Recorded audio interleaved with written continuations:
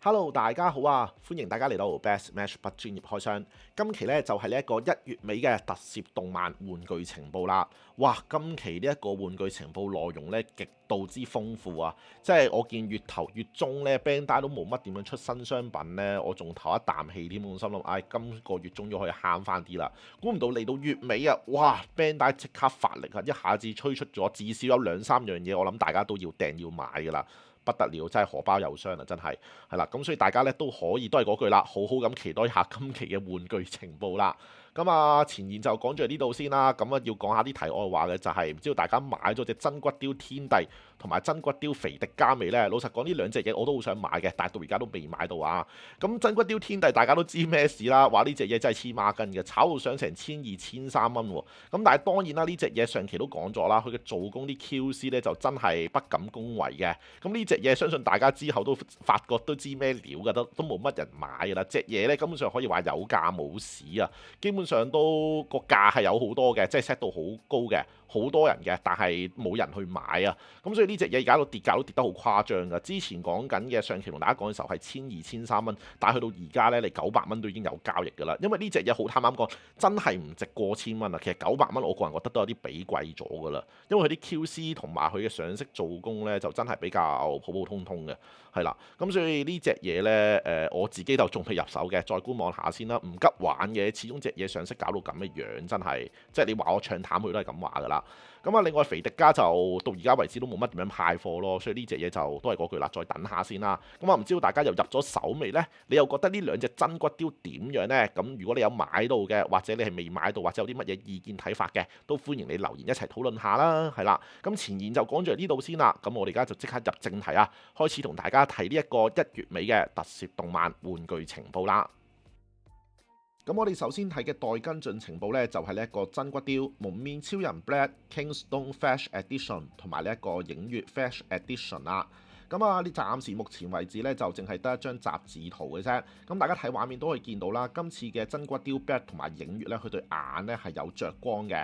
咁但係當然啦，佢就當唔會話整到有發光嘅功能俾你嘅。如無意外咧，應該都好似真骨雕龍騎咁樣啦。咁啊，俾一個澤光式嘅頭雕俾你啊。咁其實我個人覺得呢一個所謂澤光式嘅頭雕咧，就有少少雞肋嘅，即係同太陽能電筒咧，其實都差唔多 level 噶啦。其實即係你冇光下面照住咧，佢對眼係唔會發光嘅。咁所以我個人覺得呢個設計其實都有少少雞肋啊！咁啊，講翻呢一個真骨雕 Black 同埋影月先啦。真骨雕 Black 同影月咧，最早啊，其實喺21年嘅時候咧就已經推出過噶啦。咁但係當初隻真骨雕 Black 咧，我冇記錯，好似當時就已經有啲人投訴過啦，係佢個皮套同埋一啲關節咧係好易裂開嘅。咁我自己就算係叫玩得比較小心啦，就冇呢個情況啊。咁但係網上面有啲師兄因為扭得太多嘅動作，或者輕輕咁樣扭一扭咧，就已經出現咗一個龜裂嘅情況。有啲裂痕出嚟啦，咁啊今次推出呢一個新版本，唔知會唔會改善咗呢個問題呢？咁我自己都幾期待一下嘅，同埋我自己都好奇究竟呢一個新版本啊，仲會塞啲咩新嘅配件俾我哋可以玩呢？咁我暫時咧都觀望下一睇，會唔會就有啲咩新嘅資料啦？咁啊再同大家 update 嘅。咁唔知道大家又覺得啦，究竟呢一個新版本嘅真骨雕 Black 同埋影月，佢又會俾啲咩嘅新嘅配件內容俾你呢？甚至乎係你覺得佢俾啲咩你先至會願意再買多呢一個新嘅版本呢？咁都歡迎你留言講下你嘅意見同埋睇法。咁我哋今期第一個睇嘅玩具情報呢，就係呢一個真骨雕蒙面超人 Black RX 啦。咁官方定價咧就要11000日元年稅，跟翻匯率轉翻做港幣，即係559蚊港紙啊！咁啊通販嘢嚟嘅，會喺今年8月嘅時候就會推出㗎啦。蒙面超人 Black RX 啊，相信大家都期待咗好耐啦。講翻蒙面超人歷史入面嚟講咧，Black RX 咧都可以話係歷代拉打入面咧頭10名最受歡迎嘅蒙面超人嚟㗎啦。咁啊有唔少師兄咧都期待咗呢隻真骨雕好耐㗎啦。咁終於咧官方就宣布會喺8月嘅時候就會推出啊！咁相信呢隻嘢咧都應該會爭崩頭噶啦。咁都嚟講一講今次呢一隻 Black RX 啊，官方咧又做咗啲乜嘢嘅新嘗試啦，或者做咗啲乜嘢嘅改革啦。嗱，首先先由個公仔嘅頭開始講起啦。喺佢條頸嗰度咧就採用咗一啲軟膠嘅材料嚟嘅。咁咧隻公仔要左右扭動嘅時候咧就唔會因為太過硬咧而頂住咁樣啦。咁呢度咧佢條頸呢一度咧亦都係有改善到嘅。另外咧今次呢隻 Black RX 咧佢仲提供埋多一個嘅替換件俾你啊。咁大家睇畫面呢度可以見到噶啦。另一個頸嘅替換件咧，你換咗嘅話咧，後面就會有多一個嘅罅位俾你嘅，咁令到呢一隻 Black RX 去抬頭嘅動作姿勢咧就會更加之大啦。即係如果你冇換一個替換件嘅情況下咧，其實佢抬頭得少少嘅啫。但係你一換咗一條罅嘅話咧，佢向後嘅幅度咧，即係抬高頭嘅幅度咧，就會更加之大啦。咁令到隻公仔咧可以做嘅動作姿勢咧就更加之多啊。另外咧，今次咧佢嗰個手踭入面嘅關節咧就用咗一啲嘅軟膠嘅材料嘅，即係膠質嘅材料嘅，咁啊直接隱藏咗佢嘅關節啦。咁令到呢一隻 Black RX 做起啲動作姿勢上嚟咧，就可以遮住啲關節，就唔會話咁出戲啦。咁啊，佢呢一個嘅設計咧，亦都幾得意同埋幾有心噶，即係至少你扭起上嚟唔會再有啲關節去外露呢一個情況出現咯。咁但係都衍生咗一個問題咧，就係擔心佢會步咗 Black 真骨雕嘅後塵啊。因為呢啲一用嘅膠料咧，你一扭得多或者扭得大力得滯嘅時候咧，咁啊唔知道會唔會有爆嘅一個，或者有啲裂痕嘅情況出現啦。咁所以實際上呢件事係好係壞咧，暫時就真係要等收到實物先知啦。咁啊，希望佢唔會真係咁樣扭一扭就爆啦。咁啊，另外最受矚目嘅一樣嘢咧，就係今次佢嘅下身啊，大髀呢個位咧，就係用咗布嘅質料啦。咁大家睇畫面呢度都可以清楚咁見到啦，就唔係用膠嘅質料嘅。咁啊，根據翻官方嘅講法咧，就係用布嘅質料咧，就可以還原翻個皮套之餘咧，亦都可以兼顧到佢嘅可動性啊。咁同佢大髀嘅呢一個唔係同佢腰間啊呢一個罅位咧，軟膠嘅材料咧，就可以做翻一個嘅配搭咁樣啦。咁就扭起上嚟咧，就唔會話太過影響佢嘅可觀性啦。即係大家睇呢個畫面都可以見到啦，就唔會話有啲咩關節我露咗出嚟啊咁嘅情況嘅。咁啊，要擺啲動作姿勢出嚟咧，就會更加之好睇啦。咁但係一用布嘅質料咧，又衍生咗個問題咧，就係會比較容易可能會爛啊或者刮花嘅情況出現咯。咁呢一點咧，到底係好定唔好呢？就都係嗰句啦，真係要等收到實物翻嚟呢，先知嗰個情況呢係點樣啦。始終到目前為止啦，蒙面超人佢嘅下身呢，用布嘅質料呢，我印象之中呢，好似今次呢一隻 Black RX 好似係第一隻嘅啫，第一隻咁做嘅啫。咁所以實際上出到嚟嗰個效果係咪有想像中咁靚咁好睇呢？咁呢一個就真係等派貨先知啊。咁內容方面啦，今次當然有提供呢一個 Black RX 最常用嘅呢一個激光劍啦。咁呢個激光劍就可以話係專冇咁滯嘅啦，一定要包噶啦。咁今次咧亦都有包含埋嘅。另外咧，今次咧佢有提供咗一個係夜光嘅功能啊。咁咧你如果你係都係嗰句啦，有玩夜光都知咩事啦。你照得光太多嘅話咧，一去到啲黑嘅地方咧，佢就會自己發光噶啦。咁今次咧呢一把激光劍咧都有做到呢一個設計嘅。咁另外最吸引人嘅地方咧就係今次佢提供嘅劍嘅呢個配件咧相當之多啊。咁大家睇呢個畫面咧就可以見到啦。佢有提供咗兩個嘅劍柄俾你嘅，一個就係實色啦，一個就係夜光色嘅。之後咧，亦都有提供咗一堆嘅劍柄啊，或者一啲劍印俾你嘅。咁可以隨住自己嘅喜好咧，去隨便配搭咁樣啦。咁呢一個就視乎翻自己喜好去替換啦。咁另外嗰啲後備天線啊、腰帶啊，同埋一堆嘅手型啊，呢啲咧當然亦都有包含埋入面嘅。咁呢啲咧都唔例外啊！咁另外咧都要同大家講翻啦，今次佢隻腳咧，佢嘅關節咧就係用咗龍旗嘅嗰一款嘅關節嘅，咁所以佢隻腳咧扭起出嚟嘅姿勢咧就會更加之多啦，咁同埋個下身咧就會企得比較穩啲嘅，咁呢一點咧都係一個唔錯嘅設計嚟啊！咁大家入手嘅時候咧就可以盡情咁扭一扭試下佢嗰個關節啦。其實真骨雕龍旗嘅時候已經係採用呢一個腳嘅關節㗎啦，咁大家如果本身係有扭開，即係有扭到或者有買到嗰隻真骨雕龍旗嘅話咧，大概都可以知道佢隻腳點樣扭㗎啦。咁整體上嚟講，呢一隻真骨雕 Black RX 都唔需要多講㗎啦，可以話係必買咁滯㗎啦。始終都可以話係一個童年回憶啦。雖然 Black RX 咧我自己就冇睇晒嘅，但係始終都係我個年代嘅一個拉打啦。咁所以唔多唔少咧都有少少情懷喺入面嘅。咁所以呢一隻 Black RX 咧都可以話係必入㗎啦。咁但係雖然有少少擔心啊，始終佢嗰個膊頭入面嘅關節用咗膠料啦，跟住下身啊用咗布料啦，實際上出嚟嗰個成效係咪真係有咁好呢？暫時我都係打住個問號先嘅。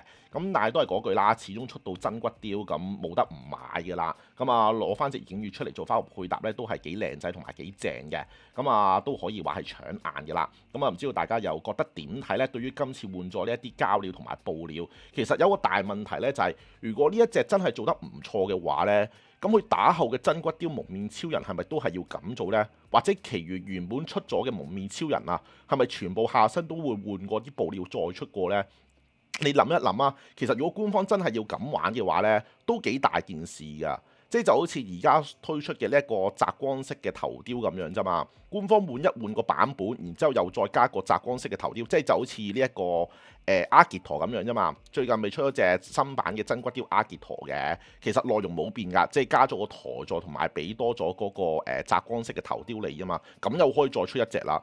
即係如果佢玩大啲嘅話，將所有拉打換晒做澤光式頭雕，下身換晒做布料，再出過一次。哇，其實你冇嘅喎，即係你一係買一係唔買啫嘛。如果你好似我咁儲開真骨雕，其實死緊嘅喎，即係全部拉打重新買過嘅咯喎。咁所以佢呢一個設計都，哇係都幾大鑊下喎。咁啊睇下之後 Bandai 點樣操作啦。如果真係要咁玩嘅，都真係幾大件事嘅。所有拉打都要重新買過。即係如果佢特登出一個係用布料嘅版本嘅話，咁大鑊啦。咁你買唔買啊？係啦。即係哇，真係黐線嘅！如果諗起都幾癲啊！如果真係咁玩嘅話，咁啊睇下 Bandai 之後點樣，即係佢點樣操作啦。咁啊，拭目以待啦，大家睇下佢又點樣搶錢法啦。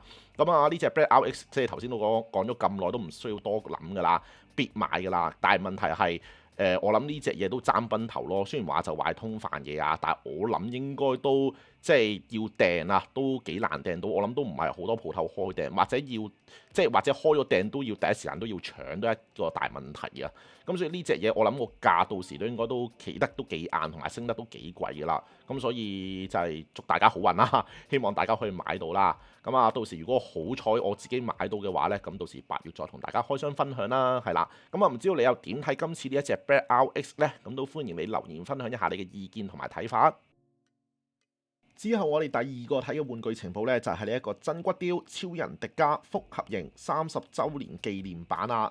咁官方定價呢，就要15,400日元年稅，金翻匯率轉翻做港幣呢，即係784蚊港紙啊。咁啊通販嘢嚟嘅，會喺今年9月嘅時候就會推出㗎啦。哇！官方 Bandai 真係我真係服咗佢啊，咁都俾佢諗到啊，黐孖筋嘅真係。咁啊超人迪迦真骨雕呢，到目前為止啦，最基本呢都出過2個版本㗎啦。咁啊分別有呢一個複合型嘅瘦版啦，同埋呢一個肥版嘅。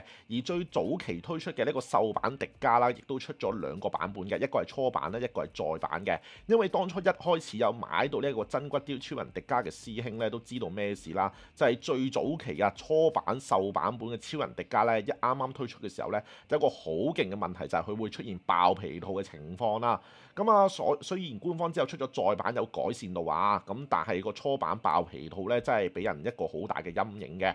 咁啊，最厲害咧就估唔到官方咧，竟然今次咧藉住呢一個超人60週年，再加呢一個迪迦30週年啊，就再推出呢一個超人迪迦嘅真骨雕複合型啊！哇，我真係寫個服字俾佢啊，咁都諗到。咁今次呢一個30週年紀念版又加咗啲咩呢？咁啊，同大家一齊嚟睇一睇啦。嗱，首先最吸引人嘅地方啦，都唔可以話吸引人嘅啦，都預咗嘅嘢㗎啦。咁就係今次咧，亦都加咗呢一個澤光式嘅頭雕啦。咁今次能量燈咧，亦都係加咗呢一個澤光式嘅設計嚟嘅。咁雖然我自己個人覺得嗱，能量燈我真係唔知點樣用光喺入面照出嚟嘅，真係呢一下我覺得真係都幾高難度㗎。點做到呢？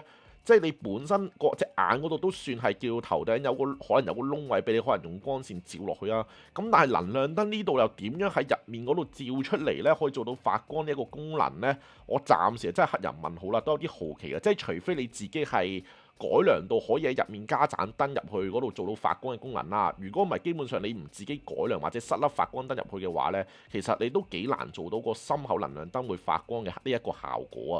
咁呢一個我自己就隻眼發光我都仲理解到可以點樣做到啊，但係能量燈都可以做埋呢一個澤光式，我真係寫個服字俾佢啊，咁都俾佢諗到，係啦。咁啊，今次呢一個版本最誇張嘅係咩呢？就係加咗一堆嘅光線技能俾你啊，超誇張啊！咁啊，早幾期呢亦都有同大家介紹過呢一個超人吉田真骨雕嘅60週年紀念版噶嘛，又係塞咗好多嘅光線入去。今次呢個迪迦呢，一樣啦，都係步咗呢個後塵啊。官方呢，一下子呢塞咗極大量嘅光線入去啊，即係驚死你冇光線玩咁誇張啦。咁最出名嘅呢一個超人迪迦嘅死光線當然有包含埋入面啦。咁跟住呢，仲會有一堆嘅光線啊喺度嘅，基本上你劇入面見到嘅光線呢，今次都可以話係收錄晒喺入面咁滯噶啦。咁當然啦，嗰啲光線乜乜光線乜乜光線嗰啲，我真係唔知啦，大佬鬼會知道呢啲光線名咩？即係我冇專業到呢個地步啦。咁所以啲光線呢，我真係唔係幾記得啲名嘅。咁大家睇畫面呢度自己認啦，係啦。咁除此之外咧，心口發光呢一個嘅特效件咧，亦都有提供埋嘅。咁另外防護罩咧，亦都有包含埋入面啊。咁呢啲配件咧、特效件咧，佢都冇孤寒嘅，全部一下子咧懟晒俾你啦，即係驚死你唔買咁滯啊！咁啊，除咗呢一樣嘢之外咧，仲有咩手刀嘅特效件啊，同埋呢一個切割型嘅呢一個特效件啊，亦都有包含埋入面嘅。呢個我記得咧，係對呢一個嗰個鬼神咧，唔知道大家有睇過迪迦應該即係有。對迪迦仲有印象嘅師兄都知㗎啦，有一集咩縮罅鬼啊，記起啦，係啦，咩個鬼神縮罅鬼嘅時候咧，去到最尾嗰一幕咧，佢就係用呢招咧，就將佢揸住個縮罅鬼揸住我把劍切斷嘅。呢一幕我到而家都幾深刻下，都仲係幾記得嘅，係啦。咁呢個特效件咧，亦都係有提供埋嘅。咁啊，當然啦，紀念台座亦都係少不免啦，亦都係有包埋喺裏邊啊。咁今次呢個台座寫到明啦，係超人60週年啦，再加迪迦30週年啊，哇係一雞兩味啊，直接2個週年咧，估晒喺呢一個台座裏面寫晒出嚟啊。咁除咗呢一樣嘢之外咧，今次咧 Guts Wing 1號咧，亦都有收錄埋入面嘅。咁亦都有提供埋支架俾你啦，咁可以俾你還原到咧阿迪迦同 Guts Wing 1號咧一齊喺度飛緊嘅一個特效件啦。咁內容咧，大家睇畫面呢度可以見到噶啦。基本上咧，佢個配件咧就真係俾得幾多下嘅。不過主要都係光線啦。咁啊，大家見到啦，頭先講嘅呢個台座啦，同埋支架 Guts Wing 1號，咁跟住仲有一堆嘅死光線啦，咁手型啊呢啲嘢啦，當然係有包含埋入邊嘅。咁啊超誇張啦。咁基本上都可以話係一個擴充包嚟噶啦。咁啊，推唔推薦大家入手呢？咁啊，睇你自己本身中唔中意玩開一啲光線啊，或者對於呢一個嘅台座有冇呢一個興趣咯？咁呢一隻迪迦呢週年紀念版呢，我自己係會買嘅，因為好老實咁講啦，其實最早期啊，即係初版嗰隻迪迦呢，即係獸版嘅真骨雕迪迦嘅時候呢，我嗰陣時隻初版仲喺度嘅。之後佢推出嘅再版呢，我係冇買到嘅。我隻初版呢，因為可能我比較玩得比較輕騎啦，佢暫時未有爆裂嘅情況出現啊，咁所以我自己就唔急住買再版嘅。咁難得今次推出嘅呢一個30週年紀念版啦，咁如無意外佢都唔夠膽，即係佢都唔會再用翻舊版嗰種爆氣套嘅質料噶啦，一定用翻再版嘅質料噶啦。咁藉住呢個機會再買埋呢一個迪迦呢，我自己係 OK 嘅，再加埋今次有咁多嘅光線俾你啦，咁所以呢一隻迪迦啦，我自己係有興趣入手啊。咁但係如果你本身係已經有買到嗰隻獸版迪迦嘅再版嘅話呢，你自己要衡量一下自己需唔需要呢一堆嘅光線啦，或者呢一個嘅台座啦，因為好老實咁講啦，其實迪迦都係得一對手啫嘛，條你邊用到咁多對光線啫？你擺嚟擺去最多咪就係用到一款嘅光線，咁所以你咪話真係有需要玩到呢一堆嘅光線，或者要用個台座出嚟做個展示咁樣呢？咁呢一個大家就自己諗諗啦。咁當然啦，你話要等佢搏去跌價亦都可以嘅。咁始終我記得啦，最近推出嘅呢一個蒙面超人1號啦，同埋嗰隻赤連者啦，都係一樣，都係一個紀念版嚟，有埋個台座嘅，但係個價錢都唔算話係企得好硬嘅，都係即係有少少輕微嘅跌價啦。咁所以呢一隻真骨雕迪迦，你話會唔會有跌價嘅空間呢？我個人覺得有機會嘅。咁但係當然啦，都係嗰句啦，戴定頭盔先啦。我有機會即係唔係100%嘅。係啦，咁所以入手就你自己好咁衡量一下啦。咁但係呢一隻嘢我自己會入噶啦。咁啊，到時如果訂到或者買到嘅話呢，再同大家開箱分享下啦。咁啊，唔知道大家又覺得咁樣玩落去又點睇呢？即係喂，其實都又係另一個深坑嚟嘅。即係官方每次咁樣塞一堆嘅光線再出過呢，真係搞唔掂啊！即係好老實咁講，你話呢對光線係咪好值錢啊？係咪值得要再買嗰一個版本啦？其實又未至於嘅。咁但係你都冇得唔買㗎啦，係啦，但係只不過我想講嘅就係官方每次一搞啲咩週年版本，又再出一隻真骨雕加少少嘢落去呢，又再推出一隻真骨雕呢，真係搞唔掂。我已經預計到啦，2027年帝拿30週年版本真骨雕一定又再出過，我肯定唔使講，即係而家喺度講定聲先啦。跟住28年佳亞30週年紀念版本又再出過，肯定啊！即係官方你咁玩法呢，即係跟住過多4-5年之後呢，迪迦35週年又再出一隻真骨雕，哇！無止境喎，大佬！即係你冇每5年就出一隻真骨雕，真係搞唔掂啊！真係係啊！咁啊，唔知道大家又點睇今次呢一隻真骨雕迪迦嘅30週年紀念版呢？你如果有初版嗰隻啊，或者有獸版嘅迪迦，你又會唔會再買呢一個紀念版呢？咁都歡迎你留言分享一下你嘅意見同埋睇法啦，咁樣啦。之後我哋第3個睇嘅玩具情報呢，就係呢一個 SHF 歌路莎30週年紀念版啦。咁官方定價咧就要11,000日元年稅，金花匯率轉翻做港幣即係560蚊港紙啊。咁啊通販嘢嚟嘅，會喺今年10月嘅時候就會推出㗎啦。哇！呢一個又係黐孖筋嘅官方真係，即係連哥路莎呢隻怪獸咧都可以推出30週年版本啊！真係有病嘅真係。咁啊講翻哥路莎呢隻 SHF 先啦，其實咧最早期咧即係早喺幾年前咧就已經出過㗎啦，喺21年嘅時候咧就已經推出過，出貨嘅時候係22年啊，係啦。咁嗰陣時係賣緊係咩價錢咧？係7150日元嘅啫。咁嚟到而家啊，話晒都26年啦，係啦，年份啊過咗啦，咁啊個價錢咧亦都3級跳嘅，亦都嚟到11,000日元啦。咁內容多咗啲咩咧？哇，喺不得了啦，真係大家睇畫面呢度啦。今次內容咧就多咗呢一塊立牌俾你。咁舊版咧就係冇立牌嘅，係啦，就咁樣一隻哥路莎嘅啫。咁就為咗呢塊立牌咧，就加多咗3000日元啦。哇，黐線嘅真係，即係哇！我真係寫個服字俾 Bandai 真係，哇咁都俾你諗到，真係黐線真係。咁當然啦，顏色上色上有少少分別啦，大家睇畫面都可以見到噶啦。舊版本嘅哥路莎咧，喺隻腳啊或者喺啲心口嗰度咧，佢嘅上色咧就比較深色啲嘅。咁而家目前新版本咧就會走一個淺色啲嘅路線啊。咁根據翻佢官網嘅講法啦，就係今次咧就會加咗呢一個粉塵嘅效果啊，即係一啲泥土打鬥完之後咧嘅一啲塵埃嘅效果上去啊。咁所以呢一隻新版嘅哥路莎咧，佢嘅配色咧就會比較淺色啲啦。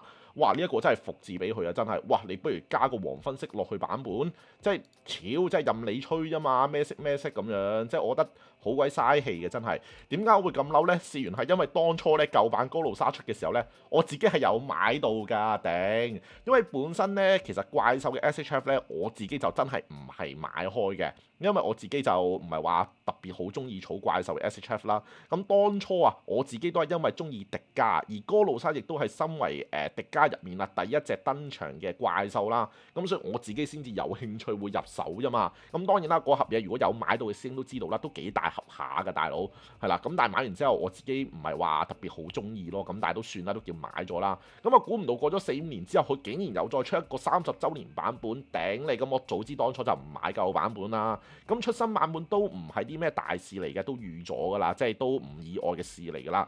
咁但係呢一個30週年版本，改少少色，然之後塞塊立牌俾你，仲要加多你3000啫，然之後咁啊推出嚟啦。喂，大佬你點接受啊，大哥？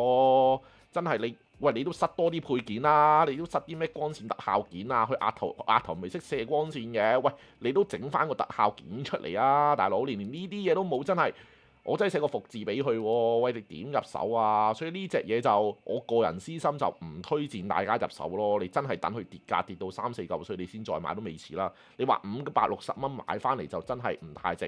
始終佢之前舊版本呢個價呢都唔係話太貴啫嘛。同埋我自己比較中意舊版本嘅配色啊，感覺上舊版本嘅配色比較靚啲嘅，係啦。咁呢一個就真係單純係貨為咗展示呢一個畫面啊，而特登買呢個版本咯，咁但係我個人覺得就係為咗展示呢個買呢一個畫面去俾多5嚿幾，所以就真係 CP 值太低啦。咁所以呢隻新版本嘅哥路莎我自己就唔太建議入嘅，除非你自己本身真係好中意呢一隻哥路莎啦，咁我就真係冇嘢好講啦。係啦，咁但係整體上嚟講，你話值唔值560呢？算啦，你等佢冧價先再買啦，係啦，真係唔急嘅。咁對於我個人嚟講，我更加唔會買啦。挑我隻舊版喺度，唔通真係特登為咗呢一個立牌啊，俾多5嚿水就係為咗買呢個立牌咩？黐線嘅，我直接淘寶去訂翻嚟都唔使5嚿水啦，5萬蚊都俾多啊，真係係啦。咁所以呢一隻哥路莎，你有舊版本嘅可以睇下就算㗎啦，直接可以收皮㗎啦，唔使理㗎啦。呢一隻哥路莎就真係咁，所以我自己就唔會入㗎啦，主要同大家分享下啫。唔知道你又會唔會入手呢一隻哥路莎呢？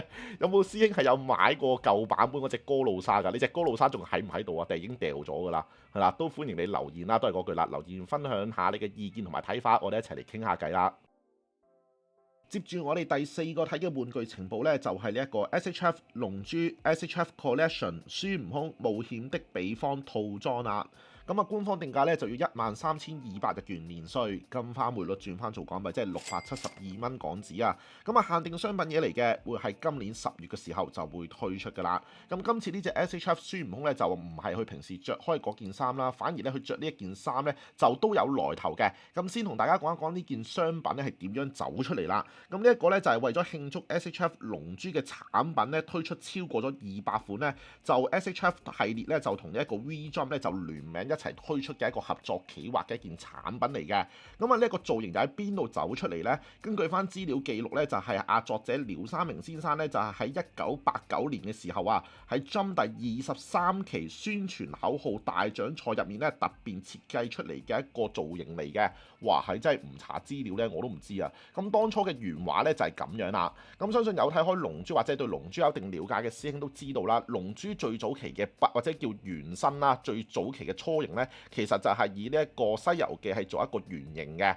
咁啊，當中咧你睇幅畫面咧就更加之明顯㗎啦。中間呢一個悟空咧就當然係孫悟空啦，係啦，即係我哋叫《西遊記》裏面個悟空啊，後面笛子魔童咧就明顯係一身沙僧嘅造型啦。咁悟飯咧就係呢一個豬八戒啦，咁無限咧就係呢一個三藏法師啦。咁呢一個造型咧或者呢一張圖啦畫得啦相當之有趣啊。咁今次呢隻 SHF 咧亦都完美去還原翻佢嗰個插畫裏面個圖嘅造型啦。你會見到咧佢身上面咧亦都係有寫住個悟字啦。咁一身呢個裝扮咧就係以一個藍色新嘅衣着打扮咧去造型去推出嘅。咁喺條腰嗰度咧亦都綁咗一啲虎皮嘅一啲紋，即係嗰啲叫裙擺上去啦，咁頭上面咧亦都係戴住頂帽，同埋有一個金剛箍喺度嘅。咁一啲經典嘅動作姿勢啊、龜波氣功啊，亦都係可以做到啊，可以還原到嘅。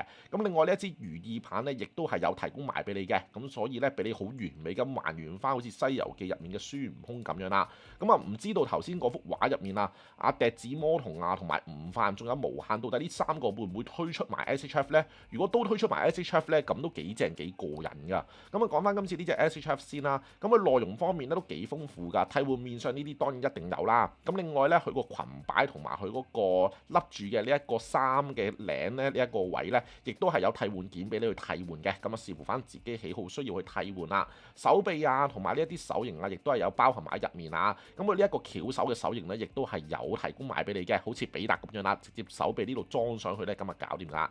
如意棒咧，亦都有兩支俾你嘅，一支比較長，一支比較短啦。咁啊，視乎翻自己需要去替換啦。咁整體上嚟講咧，都係一個幾特別嘅 SHF 孫悟空嘅產品啊。因為今次係好難得咧，孫悟空咧係以第二個嘅造型咧去推出 SHF 嘅。平時我哋買開嘅孫悟空嘅 SHF 咧，嚟嚟去去都係着住佢嗰件武鬥服㗎嘛，即係我哋平時着開嘅嗰件戰鬥服㗎嘛。咁今次難得唔係平時着開嘅嗰件橙色嘅戰鬥服啦，反而咧係用一個插畫嗰個造型咧去推出喎，咁所以都幾有意思㗎。再加上咧佢係同 V-Jump 合作嘅一個企劃商品啦，咁所以如果你本身係有儲開龍珠 SHF 或者係好中意呢啲比較係特別啲嘅衣着打扮嘅悟空嘅話咧，今次呢隻 SHF 咧你就一定唔可以錯過啦。價錢方面雖然600幾蚊係有少少貴啊，但係佢嘅配件咧都俾得幾足下嘅，再加上係一個合作嘅商品啦，仲要係一個紀念嘅企劃嚟嘅，咁所以呢個價錢我個人覺得都可以接受㗎。咁所以如果你本身係對呢個造型係有愛，或者係儲開龍珠 SHF 嘅話咧，咁啊唔使諗啦，咁啊記得一定要買啦。咁啊，但係呢啲限定商品嘢咧，我諗都要買都有啲難度嘅。咁大家可能就留意一下啲鋪頭有冇開訂咯。咁我自己就望下算㗎啦。始終龍珠嘅 SHF 咧，我自己唔係話隻隻都買啊，亦都唔係話儲開 SHF 啦，即係龍珠嘅 SHF 啦。咁所以我自己就望下算嘅。咁啊，我自己比較好奇嘅就係佢到底其餘呢三個角色會唔會出埋呢？咁如果佢呢三個角色都出埋 SHF 咧，我反而就有啲興趣想買啦。咁啊，唔知道大家又會唔會入手呢？咁啊，留言見啦，我哋就。跟住我哋下一個睇嘅玩具情報呢，就係呢一個 SHF Hunter 嘅希索加啦。咁啊，官方定價咧就要10,450日元連稅，跟翻匯率轉翻做港幣，即係532蚊港紙啊。咁啊，通販嘢嚟嘅，會喺今年8月嘅時候就會推出㗎啦。希索加咧就係出場於呢一個全職獵人入面啦。咁全職獵人呢套作品咧都唔需要我多介紹㗎啦，相當之出名啊。雖然我自己咧就冇完全睇晒呢套作品嘅，但蟻王篇咧我自己都有睇晒嘅。咁同埋咧呢一個希索加咧，雖然我自己就真係唔太熟呢一個角色，但係佢俾我嘅印象咧相當之深刻啊！因為我成日覺得佢個造型同埋佢個樣咧，好似小丑啊，即係好似啤牌入面咧嗰啲 Joker 牌嗰隻小丑咁樣啦。唔知點解咧，我對佢嘅印象都幾深刻嘅。雖然我唔太了解呢個角色啊。咁啊，講翻呢一個公仔先啦，呢隻 SHF 先啦。咁呢隻 SHF 咧，佢有好多嘅動作姿勢咧都可以還原到嘅。咁呢啲咧亦都冇問題啦，可以扭到啦。另外咧，亦都有提供埋個特效件俾你嘅。咁亦都有個支架俾你去撐住啦。咁所以有好多嘅招式啊或者動作姿勢咧，佢都係可以還原翻出嚟啦。咁另外咧，亦都有提供咗一個頭雕俾你嘅。咁可以咧俾你自己去替換翻佢頭髮下垂除晒之後咧，嗰個造型咧亦都係可以還原到出嚟嘅。咁另外咧，亦都有阿小傑嘅替換面相啦，即係小剛啊，唔知點解叫做小傑嘅，係啦，阿小剛嘅替換面相嘅。咁啊，小剛咧亦都可以冧翻 SHF 嗰隻小剛咧去做翻個配搭咁樣啦。咁啊，本身Hunter 嘅 SHF 咧之前都出過4-5隻嘅啦，我印象中小剛啊同埋基路亞呢啲咧全部都出過 SHF 噶啦。咁啊，今次呢一個嘅希索卡啦。希索加定希索卡，我成日撈唔起佢個名添啊，係啦，都可以話係 Hunter 入面其中一個最傳奇嘅一個角色嚟㗎啦。因為雖然我自己冇睇過晒成套 Hunter，但係呢隻嘢咧，即係呢個角色咧，俾我印象實在太深刻啦。我諗咧，亦都係唔少中意 Hunter 嘅師兄咧，其中一個最中意嘅角色嚟嘅。咁所以如果你本身係有買開 Hunter SHF，或者你自己本身係好中意呢個希索加嘅話咧，咁你絕對係可以留意一下呢隻 SHF 啦。不過價錢有少少貴嘅，大佬，即係淨係得手型啊，同埋一啲替換面，同埋阿小剛嘅面上，咁就要5嚿幾水咧。我個人覺得係有啲貴嘅。如果你真係想入手嘅話咧，建議你都係等現貨跌價先再買咧，就會划算啲啦。始終 Hunter SHF 佢個價位咧都唔算話係企得好硬嘅。咁所以如果你真係想入手，但係又唔想咁貴嘅話咧，咁啊可以再等多一排，等佢跌價先再買咧，亦都未遲啊。之後我哋下個睇嘅玩具情報咧，就係呢一個 SHF 嘅狼人啦。咁啊，官方定價咧就要9900日元年稅，金換匯率轉翻做港幣，即係504蚊港紙。咁啊，通販嘢嚟嘅，會喺今年6月嘅時候就會推出㗎啦。咁呢一隻狼人咧就係以呢一個 Marvel 遊戲宇宙入面嘅造型去推出啦。咁所以咧就唔係我哋平時見開嘅電影版嘅嗰個狼人啦。咁佢個造型咧就會比較偏向呢一個遊戲嘅卡通 feel 多啲啦。咁啊，你會睇到呢隻 SHF 咧，佢個造型賣相咧都算係叫幾還原嘅。身上面嘅肌肉線條啊，或者一啲毛髮嘅痕跡咧，佢都係有還原到出嚟㗎。咁腹肌嘅線條紋理啊，同埋個樣嘅表情呢啲嘢咧，呢啲細節位咧，佢亦都係有表現到出嚟啊。咁都講一講內容個方面啦。咁啊，表情呢啲頭先都講咗啦，當然係有提供埋啦。另外隻爪咧，佢呢啲咧都有提供埋俾你嘅。咁最吸引人咧就係今次咧，佢會提供埋一個背景板俾你啊。咁我可以俾你還原翻咧，好似遊戲入面打機嘅時候咧嘅一個情景咁樣啦。咁亦都可以諗翻之前推出嘅呢一個蜘蛛俠啊，同埋呢個獨眼龍啊，係咪啊？過去做翻個配搭咁樣啦。咁可以還原翻啲情景咁樣嘅物體啦，係啦。咁啊，視乎翻你自己對於 Marvel 或者對於呢個狼人咧有幾多嘅愛啦。如果你之前係有買到蜘蛛俠嘅，或者有買到呢隻獨眼龍嘅話，咁你可以照買翻呢隻狼人翻嚟做一個配搭咁樣嘅。咁但係老實講啦，以翻佢嘅配置嚟計咧，其實就唔算話係好多嘅，即係都係頭先講咗啦，背景擺一張啦，同埋一啲交換用嘅手啊，同埋頭啊之類咁嘅嘢嘅啫。咁啊，內容方面咧就正常中規中矩咯，但係就要成500蚊港紙咧。CP 值我覺得係差咗少少嘅。咁啊，睇你自己本身真係對 Marvel 啊，對於呢套作品啊有幾多嘅愛啦，或者對呢個角色係咪好有愛咯？咁如果正如我頭先所講啦，你有買到頭嗰2隻嘅，咁你咪諗一諗呢隻狼人咯。咁但係如果你唔係話好有愛嘅話，可能就真係睇下算㗎啦。都係嗰句啦，如果你真係要買嘅話，建議你都係等跌價啦，因為始終Marvel 系列嘅 SHF 咧個價就真係跌得都算係叫幾快㗎。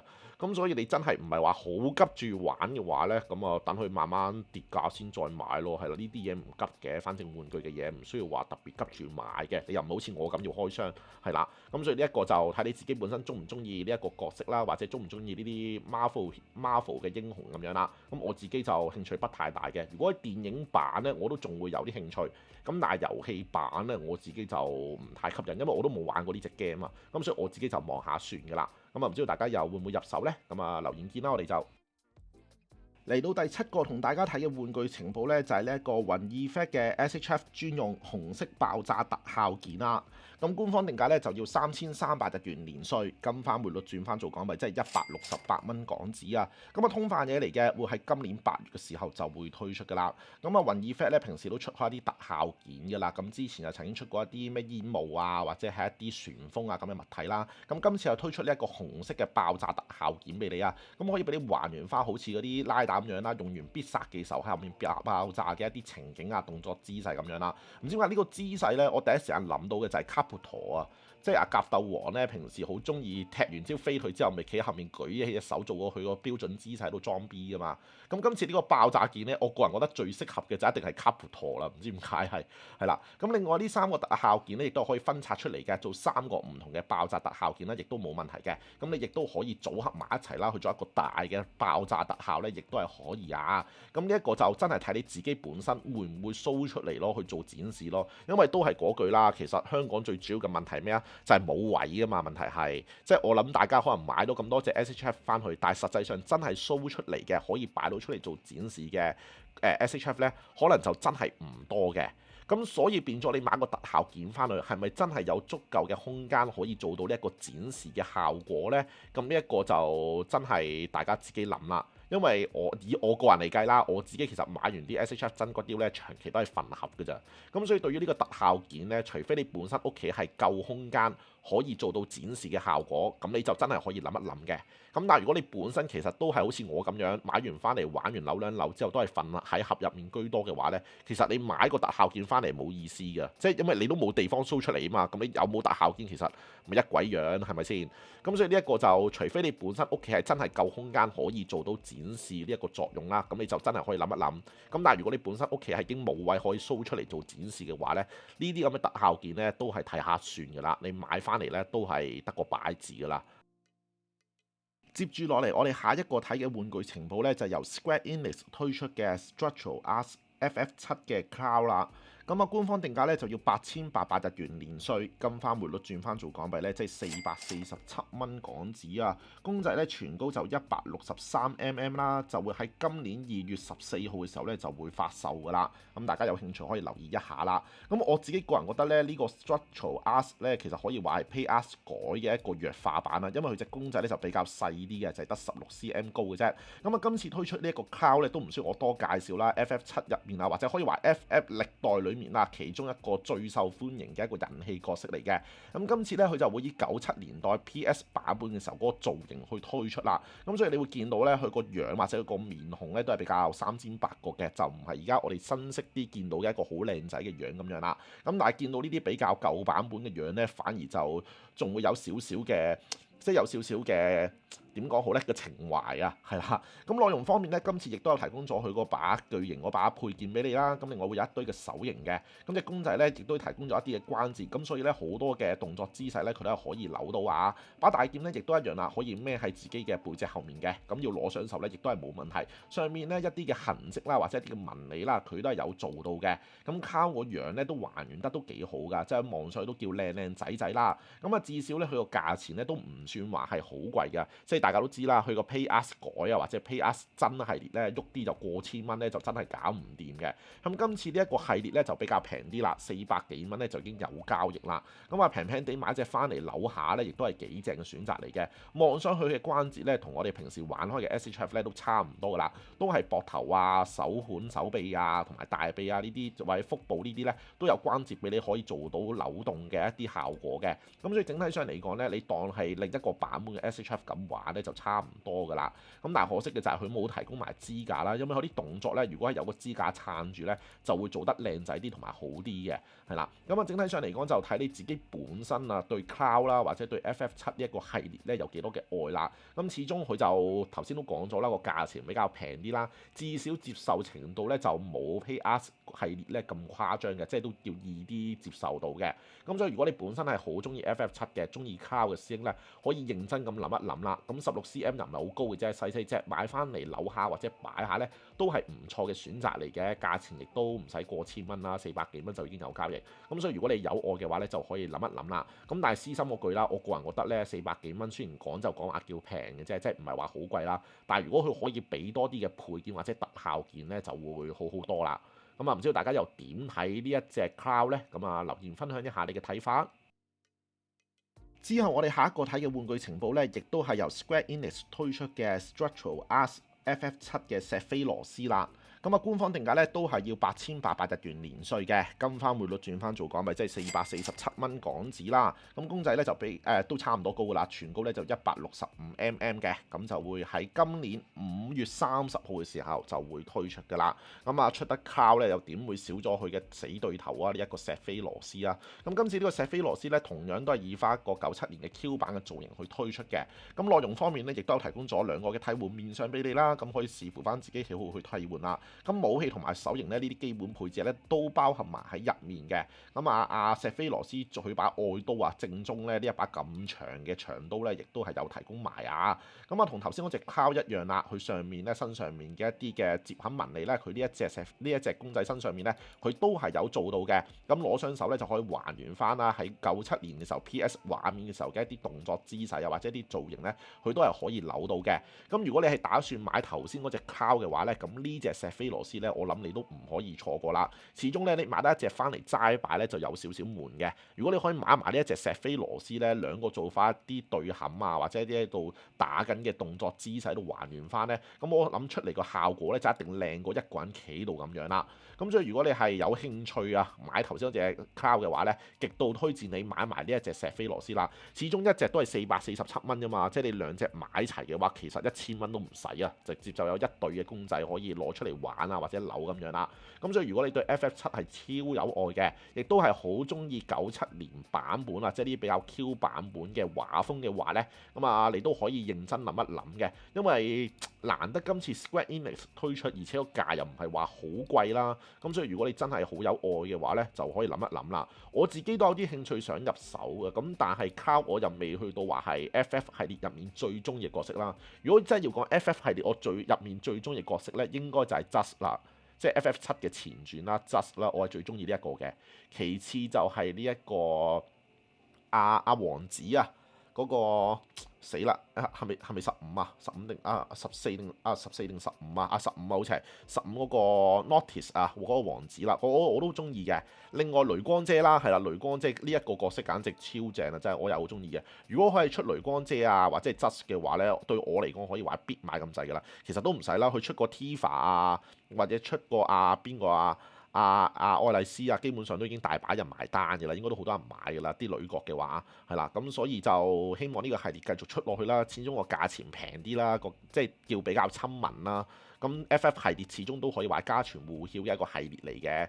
咁啊平啲可以入手去攞去玩下扭下咧，咁都係唔錯嘅。即係唔使下下都要俾成1000幾蚊買隻 PS 翻嚟啊嘛，係咪先？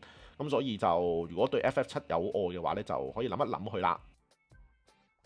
嚟到第10個同大家睇嘅玩具情報呢，就係呢一個一番賞龍珠 Fantastic Adventure 2啦。咁啊，一番賞嘢咧，我哋先嚟講咗個價錢先啦。咁佢一抽一抽咁計嘅，官方定價一抽咧就要790日元年稅，跟翻匯率轉翻做港幣，即係40蚊港紙啊。咁就會喺今年2月28號嘅時候就會有得抽噶啦。咁即係下個月月尾啦。咁大家有興趣就可以留意一下啦。咁今次呢一個一番賞啊，又有啲乜嘢嘅產品推出呢？我哋就嚟逐一睇一睇啦。咁首先 A 賞呢就會有呢一個孫悟空加無限喺度送牛奶嘅一個畫面啦。咁我相信有睇開龍珠嘅師兄咧就一定唔陌生嘅啦。當初咧阿悟空同埋無限咧喺武天老師嗰度修行嘅時候咧，一開始咧就係靠咁樣孭住個龜殼喺度送牛奶嘅啦。咁今次呢個 A 賞咧就係還原翻嗰陣時嘅情景啊。咁跟住嚟到 B 賞啦，就係呢一個孫悟飯嘅茶壺啦。咁呢一個咧就係孫悟飯幼年期時候嗰個造型啦，去推出呢一個茶壺嘅，咁都幾得意啊！你會見到個頭嗰個咧就係一個粒4星珠喺度啦。咁成個造型一望上去咧，第一時間諗起咧就係幼年期嘅悟飯啦。跟住 C 賞咧就係一個環保袋啦，呢個冇啲咩太大特別嘅。咁 D 賞咧就係一個月曆嚟嘅，一個萬年曆啊叫做係啦。咁啊上面咧佢會有寫晒咧唔同嘅日子啊，咁啊睇自己即係當係一個普通正常嘅月曆放喺自己台頭嗰度用咁樣啦。咁跟住 E 賞咧就係一啲陶瓷產品嚟嘅，就會有一啲蓋啦，同埋有個杯喺度啦。呢個我已經搞唔清呢一個係杯墊定係杯蓋咧？呢一個應該係杯墊，應該如果你杯蓋你冚住咗，你冇理由睇到呢一個噶嘛。我估呢一個應該係杯蓋嚟嘅，係啦，唔係應該係碟嚟嘅咋，係啦。係啦，我諗呢個都唔係杯蓋，我以為杯墊添啊！呢一個純粹係一個碟嚟嘅啫，係啦，一啲陶瓷嘅碟啦，同埋一啲杯咁樣啦，係啦，呢個就正正常常咯。跟住 F 上就係呢一個布袋啊，呢一個索袋啦，咁就要可以擺嘢上去，咁用條繩勒住啦，都係一啲好經典嘅場面啦。啊，吳化吳天啊，吳天杜拉格斯講咗吳化吳天添，啊吳天同杜拉格斯啦，咁仲有一個係未來版嘅呢個杜拉格斯啦，亦都有喺呢一個畫面裡面嘅。跟住 G 上咧就係一啲橡膠嘅一啲嘅飾物啦。咁一啲還原翻一啲比較經典嘅場面啦，即係例如好似18號石啊、無限啊、杜拉格斯 BB 嗰陣嘅時候個樣啊，或者啲鎖匙扣咧，咁呢啲基本嘢啦，呢啲就即係都一翻上一定會有嘅嘢啦。跟住 H 上咧就係呢一個文具套裝啦，咁都冇啲咩太大特別嘅啦，都係嗰啲咁嘅嘢啫，咩 file 啊嗰啲咁嘅嘢啊，咁呢啲文具套裝我諗大家有玩一翻上嘅一定最唔想抽到嘅嘢嚟嘅啦。咁啊，跟住嚟到最後大獎啦，咁就係呢一個嘅悟空啊，同埋阿芝士嘅呢一個嘅模型公仔啦。咁呢個咧就還原翻悟空細個嘅時候咧喺度踩緊筋斗雲啊。咁有睇開龍珠都知啦，當初故事入面咧阿芝士咧係踩唔到上筋斗雲嗰度噶嘛。啊唔係喎，係踩唔踩到咧？諗下先。係踩到嘅，芝士係踩到嘅，我都記錯咗，係啦。阿莊子同埋阿無限先至踩唔到嘅，即係我印象中好似係阿芝士好似係踩到嘅，係啦。咁啊呢個還原翻咧，佢哋阿悟空細個嘅時候咧，同阿芝士一齊細個嘅時候咧，喺度踩筋斗雲飛緊一個畫面，一個模型公仔啦。咁都幾溫馨㗎，因為始終都哇真係講緊，即係悟空都咁多年歷史啦，即係呢個畫面咧都幾令人覺得懷念㗎，係啦。咁公仔全高就15cm啦，咁啊呢一個就一翻上就正正常常啦，就唔係比較新啲嘅嗰啲咩超級撒亞人啊、紅神、藍神嗰啲咁嘢嚟嘅。咁主要都係圍繞住比較最早期嘅悟空嘅時候嘅一啲畫面同埋情景啦。咁如果本身你係比較中意最早期啲，即係阿悟空細個嘅時候嘅一啲畫面、一啲情景嘅話咧，你都可以諗一諗呢個一番賞嘅。咁但係對於我個人嚟講啦，我個人覺得比較有價值嘅可能就真係得 A 賞、B 賞。同埋呢一個 D.E 咯，同埋最後大獎呢5個係有啲用咯。咁其餘嗰啲咩袋啊、文具套裝嗰啲就算把啦，係啦，呢啲就真係抽中真係喊出嚟嘅真係，係啦。咁一個就你如果睇啱咗可以諗一諗嘅，咁但係如果唔係話特別有愛嘅話，可能就望下算㗎啦就。之後我哋下個睇嘅玩具情報呢，就係呢一個入獄驚奇蛋啊，龍珠2 set 嘅激鬥篇啦。咁我相信有留意開，即係對日本有關注嘅師兄呢都知道啦，或者有去過日本嘅師兄都知道啦。日本人呢咪好興有啲咩入獄劑啊，或者嗰啲咩入獄球嗰啲咁嘅物體噶嘛。咁今次呢，龍珠呢邊呢就推出咗呢一個入獄驚奇蛋啦。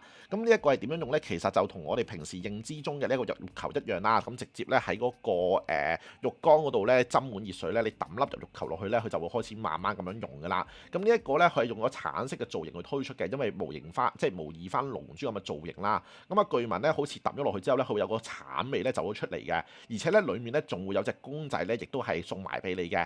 咁啊，一共咧係有呢度以上畫面大家見到嘅呢度呢總共係有5、6、7、8、9隻嘅公仔啊。咁有一個係隱藏款嚟嘅。咁呢9款公仔分別大家都睇畫面都見到啦，超級撒亞人嘅悟空啦、比達啦，咁仲有呢一個超2定超3嘅悟空啊，呢個睇唔到後面頭髮長唔長添。咁仲有超級撒亞人嘅悟飯、菲利，跟住思路、肥布歐、神龍呢幾款咧，大家即係最多人留意嘅角色咧，亦都有提供埋嘅。係呢一個隱藏款咧，就唔知係咩嚟嘅啫。係啦，咁一共咧推出咗呢幾款嘅角色咧，就以呢一個入獄驚奇蛋咧去推出啦。哇，係即係咁都俾官方諗到犀利啊，有新意。咁都講一講價錢先啦。咁一粒要幾多錢咧？官方定價一粒咧就要715日元連稅啊。金翻匯率轉翻做港幣咧，即係36蚊港紙一粒嘅啫。咁一共有9款嘅角色嘅，咁就會喺今年5月嘅時候就會推出嘅啦。咁如果咁啱你自己本身係有去開日本嘅話咧，即係你5月如果係去開日本嘅時候咧，就可以留意一下啦。咁但係你話如果喺香港嘅話就有啲騎咯，因為喺香港咧，即係我諗相信大家咁多個人屋企咧都未必可能係有浴缸嘅。我諗大多數都係企缸居多嘅。咁所以呢一個入浴球咧，可能對於我哋呢啲香港人咧嗰個作用就不太大啦，因為都好難會有浴缸咯，除非你去酒店啦，係啦。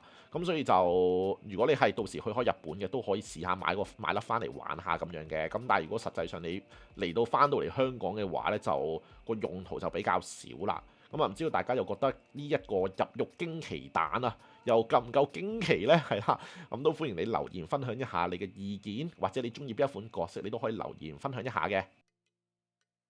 咁我哋今期最後睇嘅玩具情報呢，就係呢一個黏土人劍星嘅衣服啦。咁官方定價呢，就要7600日元嘅，金翻匯率轉翻做港幣，即係387蚊港紙啊。咁就會喺今年7月嘅時候就會推出㗎啦。咁另外呢，大家要留意一下啦，就係黏土人呢，你如果係喺某啲公式網站嗰度買呢，佢會附贈多一個特點俾你嘅。今次呢一個衣服呢，仲會附贈埋呢一個攞住汽水樽嘅呢一個特點俾你啊。咁所以大家買嘅時候呢，就留意一下有冇呢一個特點去包埋啦。咁啊，劍星呢套作品呢，相信相當之出名㗎啦，大家都唔陌生㗎啦。咁亦都係由同尼基係同一間公司去推出嘅。咁啊，呢一個劍星我自己都有玩到呢隻 game 嘅，但係未打爆啊，係咯，打得好慢嘅。咁呢個衣服呢，哇，超正！咁相信有睇開有玩咗劍星啊，或者你上網 Google 打劍星呢，都知道呢個女主角衣服呢，佢個造型係超殺食、超靚女嘅。咁今次就推出呢一個黏土人啦。咁配件方面呢，除咗替換面上有提供俾你之外呢，佢手上面攞住嗰啲把劍呢，亦都有包含埋喺入面嘅，亦都有提供埋俾你啦。咁另外一啲嘅頭先講咗嘅表情啊，或者一啲嘅回復劑啊、能量瓶呢，亦都有提供埋俾你啊。咁啊頭先都講咗啦，如果你係某啲公式網站買嘅，仲會俾埋個汽水罐你嘅。咁呢一個對於我嚟講就可以話係必入㗎啦，因為第一啦，本身佢自己都係尼基間公司嘅一套作品嚟啦，即係我指劍星呢套作品啊，都係尼基間公司裡面嘅一個遊戲嚟嘅。第二啦，就係我自己都有玩過劍星呢個作品啦，再加上伊芙呢個角色呢，就真係好正同好索嘅。咁所以今次出黏土人呢，對於我嚟講就都走唔甩㗎啦，都係要買㗎啦。因為本身尼基嘅黏土人呢，我可以話係每一隻都買齊咁滯啦。咁啊，今次嚟到呢一隻伊芙，雖然就唔係尼基嘅角色啦，但係某個程度嚟講咧，都可以話佢哋個根源咧都可以話一樣嘅。咁所以以呢隻衣服咧，我都走唔甩嘅啦，都係要買嘅啦。咁啊，如果你係有玩開劍星或者你係好中意衣服呢個角色嘅話咧，今次呢個黏土人咧，你就可以留意一下啦。咁啊，今次推呢一個就係佢平時着開嘅呢件衫啦，唔知道其他衣着打扮嘅衣服佢又會唔會出埋呢？因為我記得之前聖誕節嘅時候呢，佢有推出咗一個比較大尺度啲露北半球嘅一個衣服造型㗎。如果嗰個都可以出埋呢，咁啊更加之好啦。不過算啦，其實似黏土人啫嘛，佢露極個波罅都冇啲咩俾你睇，咪又係一個黏土人係啦。即係如果係女女 PVC 就唔同講法嘅啫，但係黏土人就算啦，冇啲咩太大特別嘅啦，都係啦。咁啊，唔知道大家有冇會買呢一個衣服呢？有冇師兄係有打劍星呢隻 game 㗎，或者打爆咗未㗎？咁都歡迎你留言一齊交流一下啦。咁今次呢一個1月尾嘅特攝動漫玩具情報呢，大致上啊嚟到呢度啦。咁啊，唔知道大家又諗住訂邊一樣或者買邊一樣呢？咁今期對於我嚟講呢，哇，真骨雕嗰兩隻啦，蒙面超人 Black RX 同埋呢一個迪迦複合型30週年紀念版呢，都可以話係必買或者要買咁滯㗎啦。其實複合型我覺得還好啦，係啦，因為本身有初版啊嘛。咁但係始終今期出咗咁多嘅特效件啊。再加上我嗰隻初版都仍然會有裂嘅痕跡啦，咁難得今次藉住呢個機會去買一個新版呢，都係一個唔錯嘅選擇嚟嘅。咁呢兩隻真骨雕對於我嚟講都可以話係必買咁滯㗎啦。咁至於你話其他嘅玩具產品呢，暫時我就冇啲咩太大興趣咯。啊，仲有黏土人啊、衣服啊呢一隻對於我嚟講都係要買㗎啦。咁另外 FF7 嘅 Cloud 同埋 FF7 嘅石菲羅斯呢，呢兩隻我都有啲興趣嘅，但係始終呢一個新系列呢，我都要再觀望下先啦。咁啊，唔知道大家又點係咧，又諗住買邊一樣或者訂邊一樣呢？留言分享一下你嘅睇法。咁今次呢一個1月尾嘅特攝動漫玩具情報呢，大致上嘅嚟到呢度啦。最後呢，都特別多謝大力支持我嘅 channel 會員，中意呢條片嘅亦都不妨訂閱、like 同埋 share 條片出啦。咁我哋就下條片再見啦，拜拜。